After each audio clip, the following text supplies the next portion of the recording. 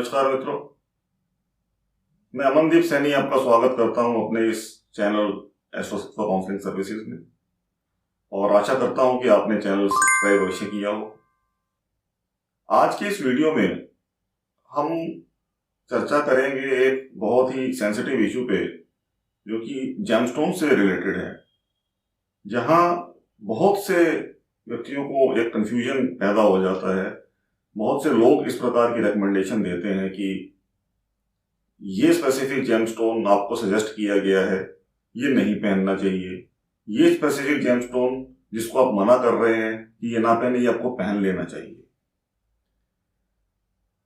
जब हमने अपने लगन के अनुसार कुंडली का निरीक्षण करते हुए रंगों की चर्चा की थी वीडियोस में, तो उसमें हमने जेमस्टोन्स के बारे में भी बात की थी कि कौन से लगन के व्यक्तियों के लिए कौन से जेमस्टोन्स पहनने लाभकारी है, कौन से उनको अवॉइड करने चाहिए।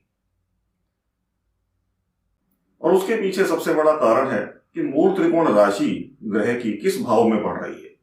यदि 6, 8 और 12 में किसी ग्रह की मूल त्रिकोण राशि पड़ती है तो हम उसके जेमस्टोन्स को रेकमेंड नहीं करते, वो हमें यूज नहीं करने होते। बहुत ही रेयर केसेस में जहां बहुत जरूरी हो, बहुत ही ज्यादा उसकी रिक्वायरमेंट हो, स्पेसिफिकली उस भाव को स्ट्रॉन्ग करने की, स्ट्रेंथन करने की, तब वो रिकमेंड करने जाते हैं, वो भी टेम्परेरी बेसिस। लेकिन एक धारणा ये हो गई है कि यदि कोई ग्रह 6, 8वें या 12वें भाव में स्थित है तो बहुत से लोग ये बोल देते हैं कि इस ग्रह के नग को पहनने से उस भाव की सिग्निफिकेशंस में इजाफा होगा, इंक्रीज हो जाएंगी। फॉर एग्जांपल, यदि कोई ग्रह 12वें भाव में स्थित है, धनु लगन की यदि हम बात करें और तीसरे भाव का स्वामी शनि 12वें भाव में स्थित हो, कर्क लगन की यदि बात करें और 10वें भाव का स्वामी मंगल 12वें भाव में स्थित हो, तो ऐसे में ये कह दिया जाता है कि शनि का नग यदि धनु लगन वाला पहनेगा या मंगल का नग यदि कर्क लगन वाला व्यक्ति पहनेगा तो उसके जीवन में 12वें भाव से रिलेटेड सिग्निफिकेशंस इंक्रीज हो जाएंगी, यानी कि उनके व्यय बढ़ जाएंगे, उनको कहीं ना कहीं लॉसेस हो जाएंगे। मैं इसी विषय में आज आप लोगों का ध्यान ले जाने की कोशिश कर रहा हूं कि ऐसा बिल्कुल भी नहीं होता है। यह मिसकॉन्सेप्शन है कि जिस भाव में ग्रह बैठा है उस भाव की सिग्निफिकेशंस को नेगेटिवली ही वो इंक्रीज करेगा। लोग बोल देते हैं कि कर्क लगन के विषय में यदि बात करें, आपको प्रोफेशन में तो लाभ थोड़ा बहुत मिल जाएगा, लेकिन साथ ही साथ आपके एक्सपेंसेस बढ़ जाएंगे। धनु लगन की यदि बात करें, ये मैंने तो केवल एग्जांपल लिए, ऐसे कोई भी ग्रह हो सकते हैं और वो 6, 8, 12 में कहीं भी यदि बैठे हैं तो उनका ऐसे लोगों को मानना ये होता है कि उस भाव की नेगेटिव इंप्लीकेशंस को, वो नेगेटिव सिग्निफिकेशंस को एनहांस कर देंगे। अब ये तो एक पॉइंट हो गया। दूसरा हो गया कि जब जेमस्टोन की रिकमेंडेशन कई लोग देते हैं तो इस बात का ध्यान बिल्कुल नहीं रखते जहां पे ग्रह 2 राशियों को गवर्न करता है, रूल करता है। यदि मीन लगन की बात करें और हम शुक्र का एग्जांपल ले लेते हैं, तीसरे भाव में और 8वें भाव में शुक्र की राशि पड़ती है। तीसरे भाव को स्ट्रेंथन करने के लिए हीरा रिकमेंड कर सकते हैं कई बार, लेकिन हम इस चीज को अगर मूल त्रिकोण के कॉन्सेप्ट से फॉलो करें तो शुक्र की मूल त्रिकोण राशि 8वें भाव में पड़ती है। उस केस में यदि हम हीरा या व्हाइट सफायर ऐसे व्यक्ति को रिकमेंड करेंगे तब डेफिनेटली 8वें घर की नेगेटिव सिग्निफिकेशंस जो है निकल के आएंगी व्यक्ति के जीवन में।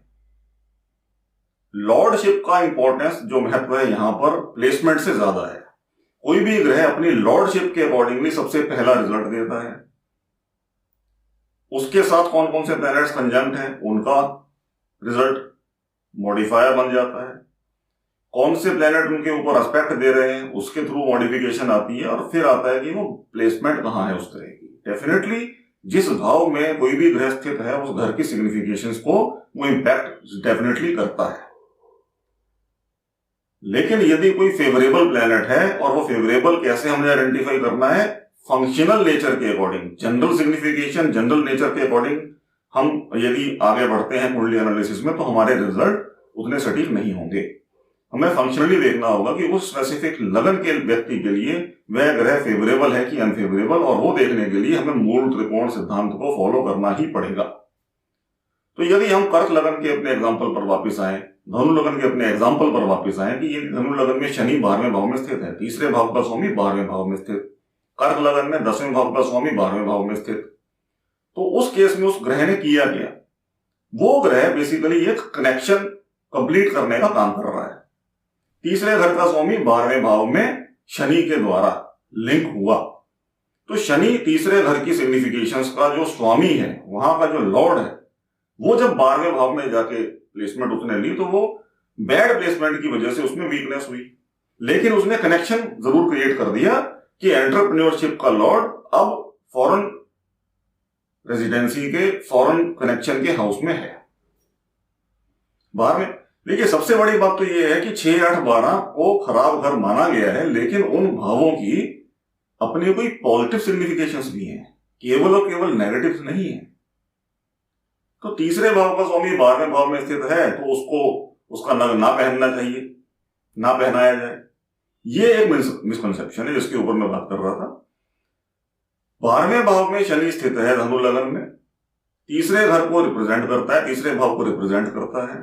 क्योंकि वो बैड प्लेसमेंट लेके है तो वो कमजोर है, वो 12वें घर की सिग्निफिकेशंस को पॉजिटिवली इंफ्लुएंस नहीं कर पा रहा। अब तीसरे भाव यानी कि कम्युनिकेशंस, एंटरप्रेन्योरशिप, इनिशिएटिव्स व्यक्ति के वो सारे डामाडोल होंगे क्योंकि शनि इस वक्त कमजोर स्थिति में है।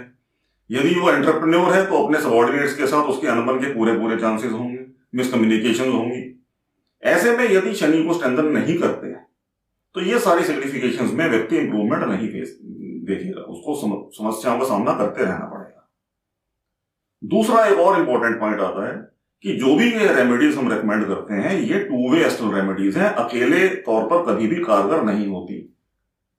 मतलब यदि आपका कोई ग्रह कमजोर है कुंडली में, उसके लिए हमने जेमस्टोन रेकमेंड कर दिया, जेमस्टोन आपने पहन लिए।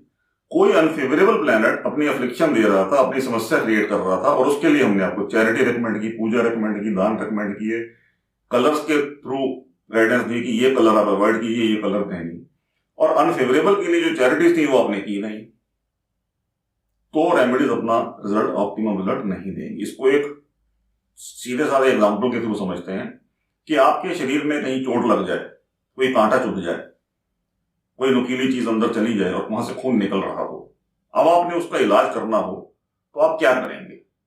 क्या आप कांटे लगे लगे में ऊपर से दवाई लगा देंगे और कांटा नहीं निकालेंगे? क्या वो घाव भरेगा?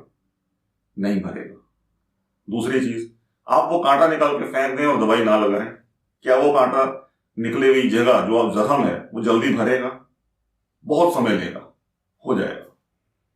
सेम चीज हमारे रेमेडीज के साथ है, ये 2 वे एस्ट्रल रेमेडीज है। आपको कांटा भी निकालना पड़ेगा, ऊपर मलहम भी लगानी पड़ेगी, दवाई भी लगानी पड़ेगी, ड्रेसिंग करनी पड़ेगी, तो आपको जल्दी इंपैक्ट आएगा, जल्दी रिजल्ट आएगा।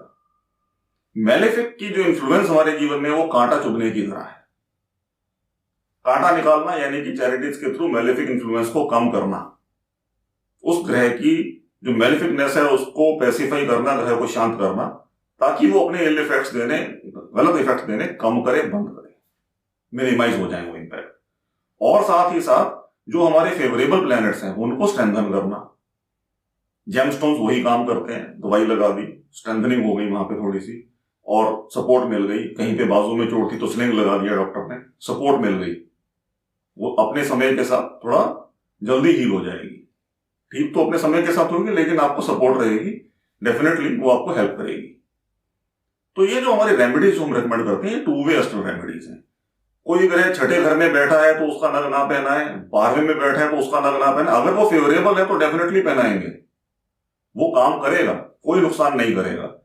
वो जिस हाउस को लॉर्ड करता है, जिस भाव को वो स्वामित्व है, जहां पे उसका लॉर्डशिप है, वहां की सिग्निफिकेशन ज्यादा इंपॉर्टेंट है। जहां बैठा है वहां की पॉजिटिव सिग्निफिकेशन को इन्फ्लुएंस कर पाएगा यदि उसकी अपनी लॉर्डशिप स्ट्रेंथन होती है तो। फॉर दैट मैटर, तो असेंडेंट लॉर्ड लगन का स्वामी यदि 12वें में बैठा हो तो क्या उसका नग नहीं पहनाएंगे? और जहां पे हम स्वामित्व की बात करते हैं, हम बार बार मूल त्रिकोण के ऊपर स्ट्रेस देते हैं। मूल त्रिकोण का सिद्धांत सिस्टम्स अप्रोच एस्ट्रोलॉजी के अंदर क्रक्स है, इस वैदिक एस्ट्रोलॉजी में और सबसे ज्यादा अच्छे रिजल्ट सिस्टम ऑफ प्रोजेस्ट्रोलॉजी में हमें मूल त्रिकोण सिद्धांत के थ्रू ही मिलते हैं। नंबर ऑफ केसेस हैं हमारे पास जहां पे सटीक रिजल्ट ऐसे एस्ट्रोलॉजी के थ्रू पाए गए, लोगों को लाभ हुआ। लगन का स्वामी 12वें में स्थित है और लगन के स्वामी को आप स्ट्रेंथन नहीं करेंगे, कोई भी दूसरा ग्रह कितना ही क्यों ना हो आपकी कुंडली में स्ट्रांग, आपको ऑप्टिमम रिजल्ट नहीं देगा। लग्नेश को पार करके, सरपास करके कोई ग्रह अपना रिजल्ट नहीं दे सकता।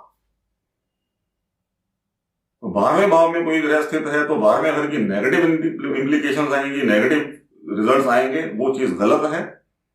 वो ग्रह जिस भाव का स्वामी है उस भाव की सिग्निफिकेशंस इंक्रीज करेगा, वहां पे एनहेंसमेंट होगी, और जहां बैठा होगा यानी 12वें घर में भी यदि वो ग्रह बैठा है तो 12वें घर की सिग्निफिकेशंस को पॉजिटिवली इंफ्लुएंस करते हुए खराब चीजों से आपको बचाने की क्षमता उस ग्रह में आएगी, क्योंकि उसमें जो पावर लूज कर रहा था बैड प्लेसमेंट से वो एनहेंस होगी, और 12वें घर की ही जो पॉजिटिव सिग्निफिकेशंस हैं उसमें इजाफा करेगा, उसमें एनहेंसमेंट लेके आएगा। 5वें घर का स्वामी 12वें घर में हो तो अब 12वें घर से इन्वेस्टमेंट भी देखते हैं, 5वें घर से भी इन्वेस्टमेंट देखते हैं, स्टॉक मार्केट की रिलेशनशिप देखते हैं, तो वो वीकनेस में चला गया प्लैनेट। आप स्ट्रेंथन उसको ये सोचकर ना करिए कि ये तो 12वें घर की नेगेटिव इंप्लीकेशंस दे देगा, लेकिन यदि कोई लोन की समस्या चल रही है, इन्वेस्टमेंट्स की समस्या चल रही है और 12वें घर में भी वो स्थित है, फॉरेन कनेक्शन से पैसा आने के चांसेस भी तो बन सकते हैं। Why to always think about negatives. यदि आप स्ट्रेंथनिंग मेजर्स ही खाली करते हैं और रेमेडीज नहीं, चैरिटीज नहीं करते, तब डेफिनेटली हम ऐसा कह सकते हैं कि हाँ जी वो तो 12वें घर की नेगेटिव इंप्लीकेशन लेके आएगा ही आएगा। यहां कंडीशनल बात हो गई ना। चैरिटीज नहीं करके खाली जेमस्टोन पहनना बड़ा आसान है, वन टाइम इन्वेस्टमेंट करनी है, एक बार की एफर्ट है, लेकिन आपकी, जैसे मैंने पहले भी एक वीडियो में बोला कि आपकी इंटेंशन क्या है, आप अपने जीवन को सुधारने के लिए खुद एक्टिवली क्या कर रहे हैं। एक बार इन्वेस्टमेंट करके जेमस्टोन पहन लेना एक छोटी सी बात है, खर्चा होगा, दैट्स इट, लेकिन रेगुलर बेसिस पे आपको अपने जीवन में क्या सुधार लाने थे, उसके लिए आपको चैरिटीज बताई गई, आपको पूजा रिकमेंड की गई, अपने जीवन को सुधारने के लिए, अपने लाइफस्टाइल को इंप्रूव करने के लिए एक डेली का नियम आपको गाइड किया गया। वो करने से आपको बेनिफिट आएगा और वो आपको रेगुलर करना होगा। तो इसी के साथ यहां विराम लेते हैं। आशा करते हैं कि आपको अच्छी जानकारी मिली होगी। ये जरूर पता लगा होगा कि कब कौन से ग्रहों के नग पहनने चाहिए, कब कौन से ग्रहों के नगों को अवॉइड करना चाहिए, और किस प्रकार की मिसकंसेप्शंस जो चल रही हैं उनसे बचें। और ज्यादा डिटेल में इन बातों को समझने के लिए डेफिनेटली आप मुझे कांटेक्ट कर सकते हैं या कोर्सेज ज्वाइन कर सकते हैं।